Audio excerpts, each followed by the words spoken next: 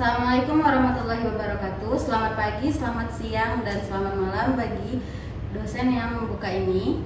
Lalu, terima kasih telah memberikan kami kesempatan untuk menyampaikan presentasi Bahasa Indonesia kami kali ini. Baiklah. Oke. Baik, pembukaan dari tim PPL TRPL 208 kami telah melaksanakan pertemuan resmi dengan pihak klien terkait proyek Sistem Informasi Manajemen Organisasi berbasis Dashboard Information System.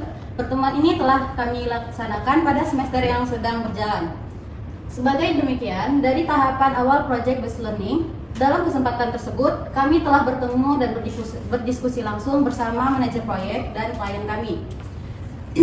Proses tersebut kami lakukan secara akurat. Lalu tujuan utama dari pertemuan yang kami lakukan itu adalah untuk menyimak aspirasi klien mengenai pengembangan media informasi digital yang profesional, sekaligus memastikan bahwa rancangan fitur dan struktur informasi yang kami buat telah sesuai, dan hasil dari pertemuan ini akan menjadi acuan utama kami dalam tahapan rancangan dan implementasi solusi teknologi selanjutnya.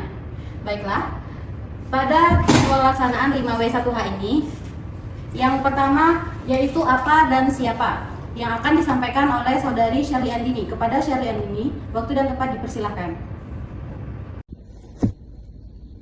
Baik, perkenalkan nama saya Sherly Andini. Di sini saya akan menjelaskan apa dan siapa. Apa atau what, proyek yang akan dikembangkan adalah Sistem Informasi Manajemen Organisasi berbasis Dashboard Informasi Sistem atau DIS. Jadi sistem ini berfungsi untuk mengintegrasikan data dari berbagai divisi ke dalam satu dashboard interaktif yang menampilkan informasi penting seperti KPI, laporan kinerja, grafik statistik, dan data yang real time, guna mendukung pengembangan keputusan manajerial. Selanjutnya, siapa atau who, pihak yang terlibat dalam proyek ini meliputi klien atau organisasi, itu sebagai pengguna sistem dan penyedia kebutuhan data. Lalu tim PBL TRPL 208 sebagai pengembang sistem, dosen pembimbing atau manajer proyek sebagai pengarah dan evaluasi proyek. Baik, terima kasih. Baik, terima kasih kepada Sherly Andini. Selanjutnya, pernyataan kapan akan dijelaskan oleh Muhammad Farhan. Kepada Muhammad Farhan, waktu dan tempat dipersilahkan. Baik, saya ucapkan terima kasih kepada moderator yang telah memberi saya kesempatan untuk menjelaskan tentang kapan proyek akan dilaksanakan. Jadi, proyek kami akan dilaksanakan selama 1 semester dengan pembagian tahapan sebagai berikut. Jadi, yang pertama itu ada di minggu pertama sampai minggu ketiga, itu ada analisis kebutuhan. Lalu minggu ke-4 sampai minggu ke-7 kami melakukan perancangan sistem. Lalu minggu ke-8 sampai 12 kami melakukan pengembangan dashboard. Lalu ke minggu 13 sampai ke minggu 14 itu kami melakukan uji coba dan evaluasi. Selanjutnya pada akhir semester ini kami melakukan presentasi dan implementasi. Sekian dari saya kembalikan kepada moderator. Baik, terima kasih kepada Muhammad Farhan. Selanjutnya penjelasan di mana yang akan dijelaskan oleh Adin Maulana. Kepada Adin Maulana, waktu dan tempat dipersilahkan. Oke, sebelumnya terima kasih moderator. Saya Adin Maulana. Di sini saya akan menjelaskan di mana website kami akan diimplementasikan secara online sehingga dapat diakses oleh pengguna melalui segala jaringan internet. Nah, melalui website ini, informasi yang disajikan mencakup berbagai kegiatan perusahaan serta proyek-proyek konstruksi yang sedang atau maupun telah dilaksanakan. Itu saja. Saya kembalikan ke moderator. Sekian dari saya. Baik, terima kasih kepada Adin Maulana. Selanjutnya penjelasan mengapa dan bagaimana yang akan disampaikan oleh Alessa Sarikomar. Kepadanya waktu dan tempat dipersilahkan. Terima kasih untuk rekan saya Cia. Nama saya Omar dan saya akan menjelaskan untuk mengapa dan bagaimana. Pertama, mengapa? Proyek ini dilakukan karena organisasi membutuhkan sistem terpusat untuk memantau kinerja secara real time.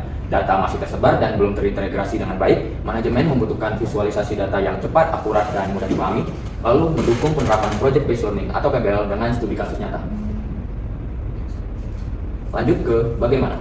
Proses pengembangan sistem dilakukan melalui tahapan berikut. Pertama, analisis kebutuhan, yaitu melalui wawancara dan observasi. Lalu perancangan sistem, yaitu flowchart, ERD, desain, UI UX, dashboard. Lalu pengembangan sistem menggunakan teknologi website dan database. Lalu integrasi data dari berbagai divisi. Selanjutnya pengujian sistem, testing dan validasi data. Lanjut ke pelatihan pengguna dan implementasi, dan evaluasi dan perbaikan sistem. Itu saja dari saya kembalikan ke rekan saya Cia. Terima kasih. Terima kasih kepada moderator.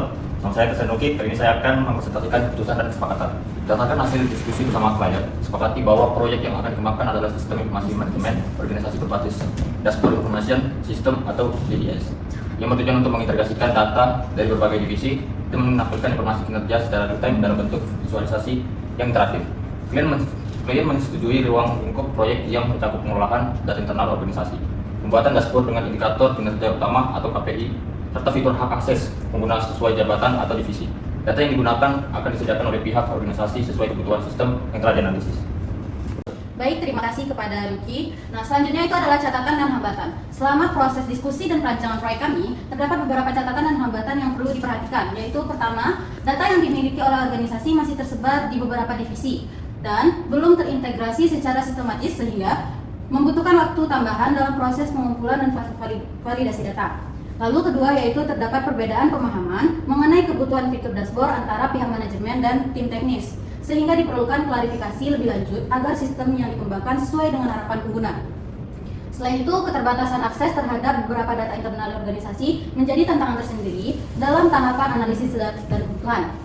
Adapun hambatan yang lain, yaitu ditemukan adalah kemungkinannya keterbatasan infrastruktur teknologi, seperti server atau jaringan internet yang dapat memengaruhi performa sistem saat diimplementasikan. Oleh karena itu, diperlukan koordinasi dan komunikasi yang intensif antara tim dan pihak klien agar meminimalisirkan resiko serta memastikan proyek berjalan sesuai dengan rencana.